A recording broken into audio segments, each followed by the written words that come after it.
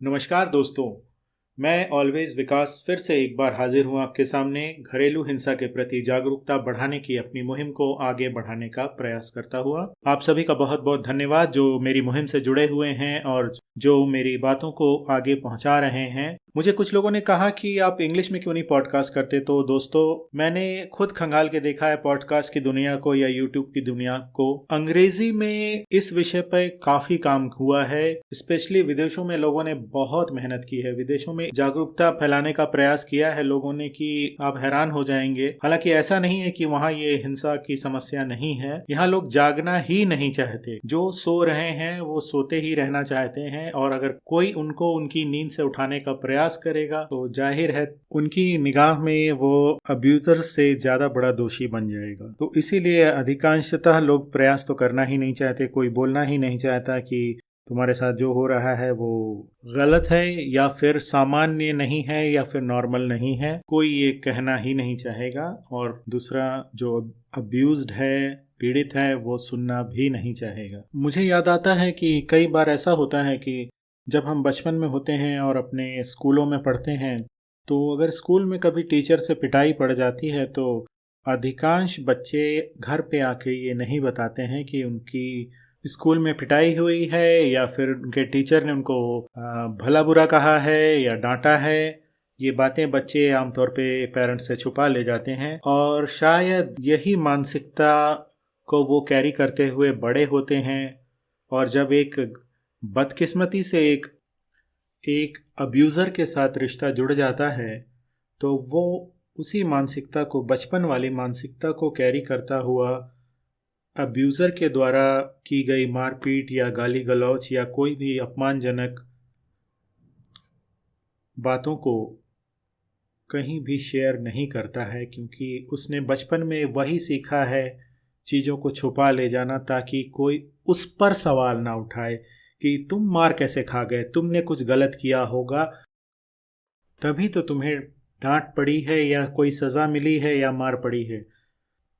तो कई बार जो पीड़ित होता है या अब्यूज्ड होता है वो अपने को कटघरे में नहीं खड़ा होने देना चाहता, क्योंकि हमारा समाज कुछ ऐसे ही काम करता है। अत्याचार करने वाले से तो शायद ही पूछे कि अत्याचार क्यों किया, पर जो अत्याचार सह रहा है उससे ज़रूर सवाल किया जाएगा कि कुछ तो गलत किया होगा, ऐसे तो ऐसा नहीं होता। तो ये जो संकोच है, ये जो डर है, ये डर भी कई बार किसी अब्यूज्ड को या पीड़ित को खामोशी का चोला पहनने पर मजबूर कर देता है, मुंह खोलने से रोक देता है, क्योंकि पीड़ित डरता है कि उसकी ही जग हंसाई हो जाएगी, अब्यूजर पे तो शायद ही उंगली उठे। और वैसे भी हम एक पुरुष प्रधान समाज में रहते हैं, जहां अगर अब्यूजर पुरुष है तो उस पे सवाल उठाएगा कौन, क्योंकि हम सारे ही तो पुरुष हैं। और दूसरा जो एक मनोवैज्ञानिक कारण हो सकता है, क्योंकि अब्यूजर और अब्यूज के बीच में एक जो तारतम्य बन जाता है हिंसा का, फिर माफ़ी मांगने का, फिर लव बॉम्बिंग कह लीजिए कि अब्यूज़र जो होता है अब्यूज्ड पे बहुत ज़्यादा प्यार बरसाता है, वो सिलसिला हमेशा एक चक्र की तरह घूमता हुआ आता है। और कहीं ना कहीं अब्यूज्ड को या पीड़ित को लगता है कि जब तक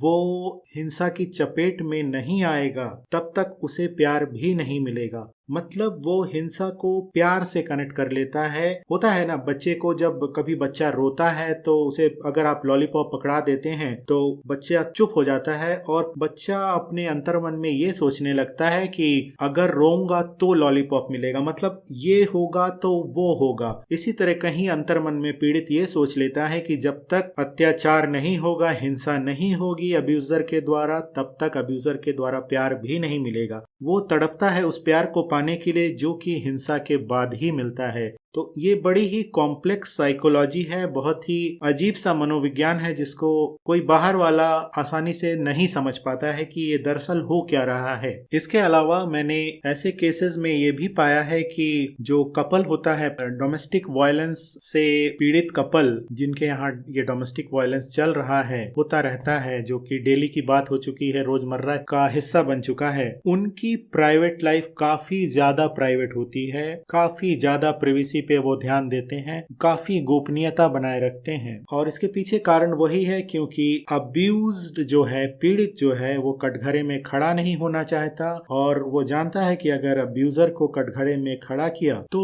हो सकता है कि उसकी जान पे, मतलब अब्यूज की जान पे बनाए या उसके बच्चों पे खतरा आ जाए। तो इस वजह से वो अब्यूजर को ज्यादा हिंसक होने से बचाने के लिए अपना मुंह सीकर जीना सीख जाता है और अपने बच्चों को भी यही सिखा देता है कि चुप रहो, शांत रहो, नहीं तो पापा गुस्सा हो जाएंगे, ज्यादा नाराज हो जाएंगे। तो कुल मिलाकर आप समझ पा रहे होंगे दोस्तों कि ये एक बड़ा ही विचित्र सा मनोविज्ञान है जो कि घरेलू हिंसा पीड़ित परिवारों में काम करता है और जिसको समझ पाना किसी बाहरी के बस के बाहर की बात है। मैं पुनः आप लोगों का मेरे अभियान से जुड़े रहने के लिए बहुत बहुत आभार व्यक्त करता हूँ। आप जुड़े रहिए और मेरी बातों को आगे बढ़ाइए। हो सकता है कि मेरी बातें किसी के काम आ जाएं, किसी को जागरूक कर दें। मेरे चैनल को, मेरे पॉडकास्ट को लाइक, शेयर, सब्सक्राइब जरूर कीजिए दोस्तों। और इसी के साथ ऑलवेज विकास आपसे विदा लेता है। बहुत बहुत शुक्रिया आप सभी का।